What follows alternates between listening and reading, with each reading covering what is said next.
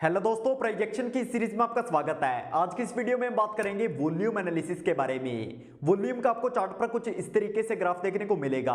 ये ग्राफ आपको सीधा इंडेक्स में नहीं देखने को मिलेगा, यानी अगर आप सीधा इंडेक्स में वॉल्यूम इंडिकेटर को अप्लाई करेंगे तो वहां पर आपको ये वॉल्यूम का ग्राफ नहीं देखने को मिलेगा। इसलिए आपको हमेशा इसे फ्यूचर्स के चार्ट पर अप्लाई करना है। अब जब भी हमें ब्रेकआउट ट्रेड करना होगा तो हम वॉल्यूम को चेक करेंगे। जब भी हमें कोई ब्रेकआउट देखने को मिलेगा तो उस टाइम पर वॉल्यूम हाई होना चाहिए। जैसे अगर हम इसे चार्ट पर देखें तो सबसे पहले हमें मार्केट में अप ट्रेंड देखने को मिलता है। प्राइस को बार बार एक ट्रेंड लाइन के ऊपर रेजिस्टेंस मिलता है। जब जब प्राइस को रेजिस्टेंस मिल रहा है उस टाइम पर हमें वॉल्यूम हाई देखने को मिल रहा है। इसके बाद हमें ऊपर की तरफ ब्रेकआउट देखने को मिलता है। जिस कैंडल ने ब्रेकआउट दिया है उस कैंडल पर हमें वॉल्यूम हाई देखने को मिल रहा है, तो ये एक स्ट्रॉन्ग सिग्नल है कि यहां से प्राइस ऊपर जाएगा। जिसके बाद हमें मार्केट में बहुत बड़ा अप ट्रेंड देखने को मिलता है। अब अगर हमें मार्केट में अप ट्रेंड देखने को मिलता है और उसी टाइम पर वॉल्यूम लगातार कम हो रहे हैं तो ये एक अर्ली सिग्नल है कि यहां से प्राइस नीचे जाएगा।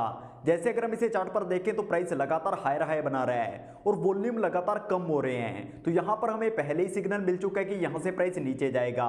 इसके बाद हमें नीचे की तरफ ब्रेकआउट देखने को मिलता है। जिस कैंडल ने ब्रेकआउट दिया है उस कैंडल पर हमें वॉल्यूम हाई देखने को मिल रहे हैं, तो यहां से हम एंट्री लेंगे। जिसके बाद हमें मार्केट में एक बहुत बड़ा डाउन ट्रेंड देखने को मिलता है।